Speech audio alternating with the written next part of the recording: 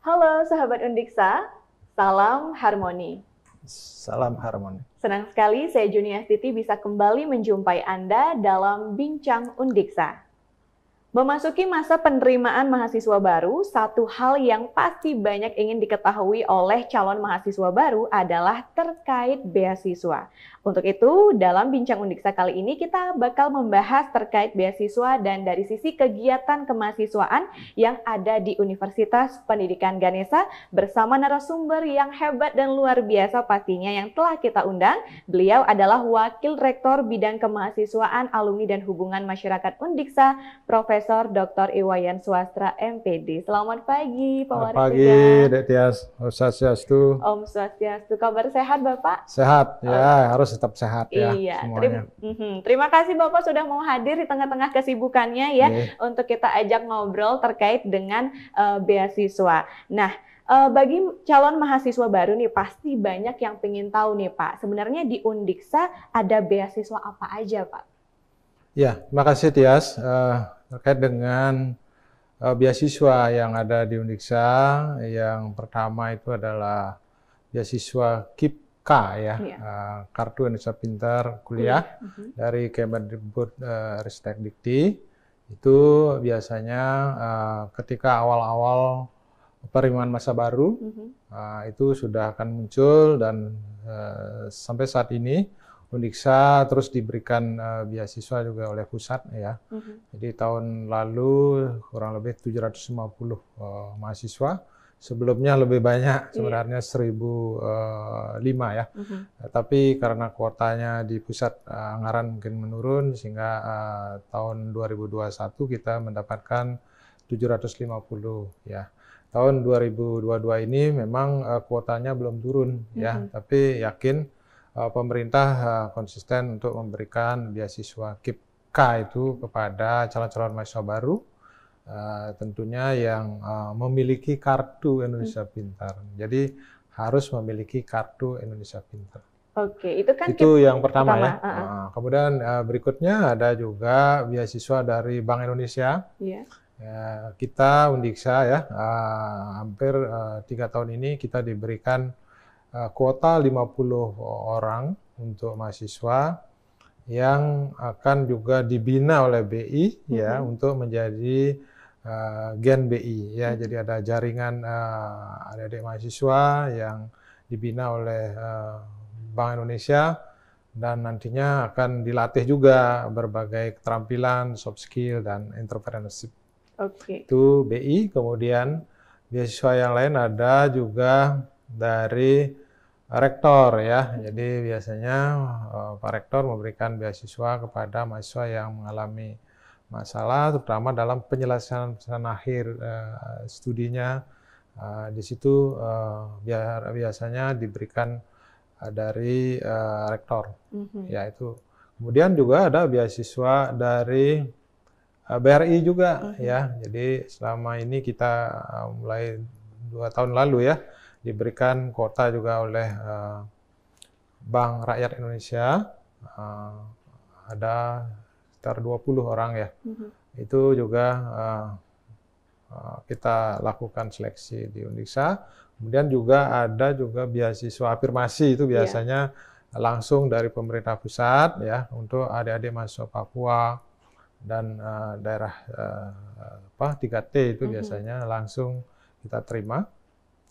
Begitu juga ada beasiswa dari penerbit Erlangga ya. Penerbit Erlangga memberikan beasiswa 10 orang tahun lalu. Nah, tahun ini mudah-mudahan bisa juga dilanjutkan atau ditambah. Nah, itu yang beasiswa yang ada. Iya, beasiswa PPA itu juga masih ada, Pak? PPA. Beasiswa PPA udah ada. Udah nggak ada. Dari semenjak saya masuk ke jadi wakil rektor udah tidak ada. Karena udah dilebur menjadi bidik misi waktu itu, kemudian 2020 menjadi KIP-K. Ya, jadi itu sebenarnya prosesnya seperti itu. Jadi dihilangkan PPA-nya yang masih hanya Tapi banyak ya jenis beasiswa sebenarnya yang ada, tidak hanya KIPKA kuliah aja yang mungkin banyak calon mahasiswa tahu itu hanya KIPKA kuliah gitu. Nah, untuk KIPKA atau Kartu Indonesia Pintar Kuliah itu mekanisme untuk calon mahasiswa agar berpeluang memperolehnya itu mekanismenya bagaimana, Pak? Iya, itu kan adik-adik mahasiswa harus mendaftar ya. Ketika mendaftar kuliah melalui SNPTN, SBMPTN maupun Mandiri, adik-adik mendaftar di Kemendikbud, linknya Kemendikbud ya. Di situ ada link untuk pendaftaran KIPKA. Kemudian ketika keluar kartunya biasanya disertakan ketika mereka sudah lulus. Kemudian nanti kami akan juga seleksi ya di Undiksa. Untuk SNPTN juga ada kuotanya, kemudian SBMPTN juga ada kuotanya, dan juga untuk Mandiri juga ada kuotanya. Jadi semuanya ada kuota untuk KIPKA. Ya. Yang penting punya kartunya, ini yang penting. Kalau tidak punya kartu, gimana aja nggak bisa. Ya. Beda mekanismenya sama bidik misi dulu beda, ya, Pak? Beda. Kalau bidik misi tinggal mencari keterangan tidak mampu di kepala desa, kepala lurah, kemudian nanti diurus di sekolah. Nah, sekarang ini nggak bisa, sekolah juga nggak bisa berbuat apa, kecuali adik-adik rajin ya, ketika mulai pembukaan di KIPKA, lihat-lihat, di situ adik-adik mendaftar, cek-cek dulu, sering sekali ini ya, juga terjadi kesalahan-kesalahan, misalnya nomor induk sekolah, tidak hafal ya, nggak masuk. Nomor induk keluarga juga harus masuk di situ. Karena pendatanya itu sangat teliti ya. Dan semua database itu sudah ada di pusat. Tinggal memasukkan data-data keluarga, kemudian penghasilan orang tua dan sebagainya itu biasanya diminta ya, termasuk data nomor induk sekolah. Nah, ini harus diginikan dulu, harus dicatat-catat dulu ketika memasukkan. Nah, nanti ketika memasukkan salah, nanti langsung aja biasanya di-block oleh sistem. Jadi intinya hati-hati ya dalam calon mahasiswa harus teliti dan benar-benar banyak cari informasi juga, Pak ya, biar nggak nanti sampai salah menginput datanya. Nah untuk berikutnya itu terkait dengan beasiswa. Kalau untuk prestasi mahasiswa nih gimana, Pak? Apakah untuk mahasiswa yang berprestasi itu kedepannya berpeluang juga untuk mendapatkan beasiswa lain yang ada di Undiksa? Iya, pasti itu ya. Jadi setiap beasiswa ada panduannya ya. Jadi setiap beasiswa yang datang pasti memberikan panduan. Panduannya apa? Biasanya satu, bagaimana penghasilan orang tua ya. Kemudian ketentuan lainnya bisa jadi tidak PNS, ada boleh PNS dan sebagainya. Tapi yang nanti menyeleksi kan di fakultas. Nah, di fakultas kan pelamarnya banyak. Ya, apa yang dipakai dasar melamar di fakultas? Tentu kami sudah punya kriteria. Jadi dari rektorat kita menyampaikan ke fakultas. Jadi ada pembobotan dari kegiatan-kegiatan atau prestasi-prestasi mereka. Misalnya mereka aktif di BEM gitu misalnya, nanti ada skornya. Kemudian mereka juara di nasional, ada skornya. Juara internasional, ya pasti lebih besar dari juara nasional. Jadi berjenjang seperti itu. Jadi kita sudah punya pedoman yang nantinya bisa dilihat langsung oleh mahasiswa. Berapa skor mereka, bisa mereka tanyakan ke tim seleksi di tingkat fakultas. Jadi ketika mereka banyak punya prestasi, ya peluangnya pasti lebih besar dibandingkan yang kurang. Ketika mereka banyak berorganisasi atau memiliki kegiatan ya yang dilakukan oleh Undiksa, tentu mereka punya skor atau poin yang lebih besar dari teman-temannya yang hanya satu gitu ya. Nah ini harus bisa diginikan, memotivasi mereka. Jadi kalau tidak aktif ya tentu peluangnya kecil.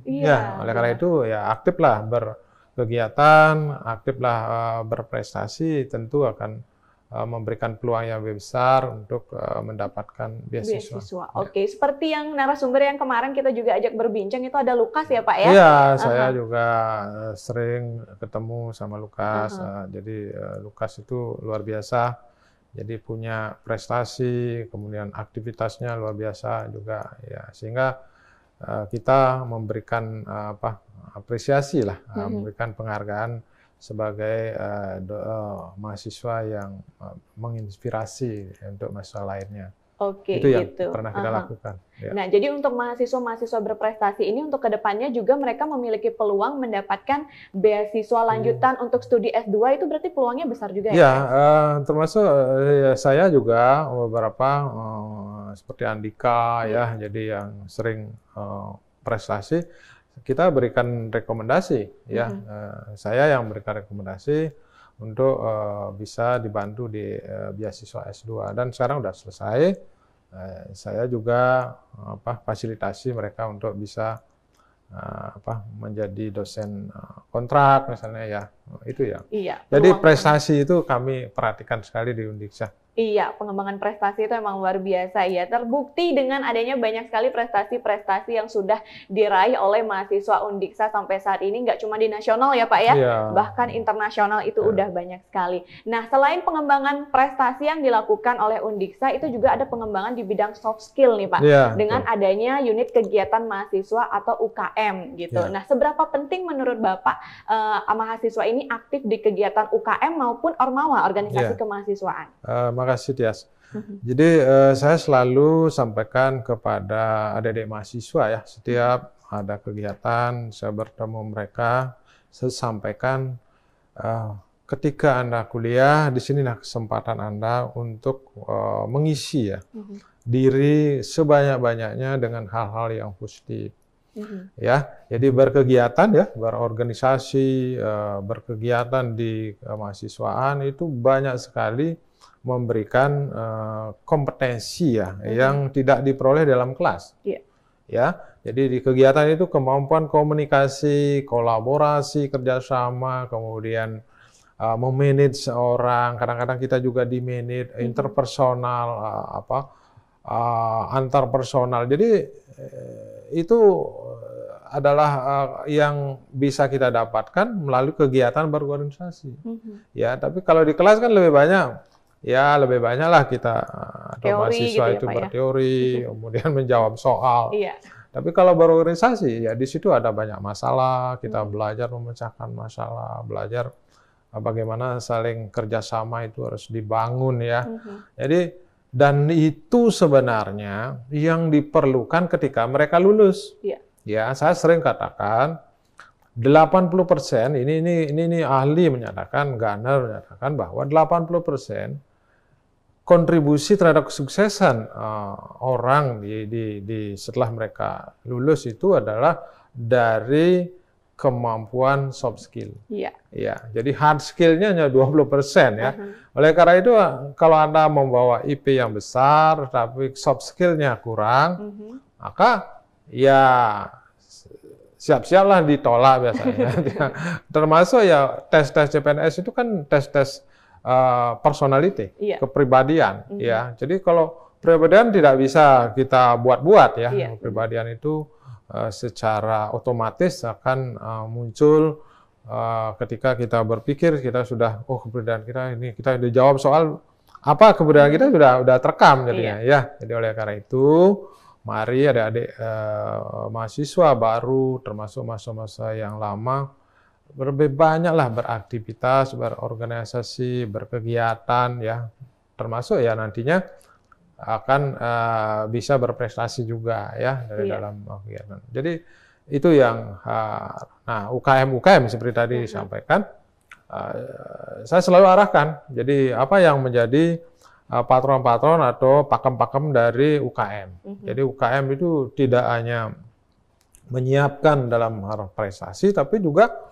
mengembangkan soft skill, kemudian mengembangkan leadership, kemampuan kepemimpinan, mengembangkan atau pilar kebangsaan. Jadi menjaga 4 pilar kebangsaan itu selalu saya tekankan itu kemudian bagaimana mencegah radikalisme, kemudian juga narkoba itu harus menjadi benteng ya. Jadi kalau itu sampai kena ya nanti bagaimanalah nasib sampai masa depan mereka. Jadi UKM itu semua bergerak ke hal-hal yang berhubungan dengan soft skill sebenarnya. Ya, selain juga prestasi juga ada.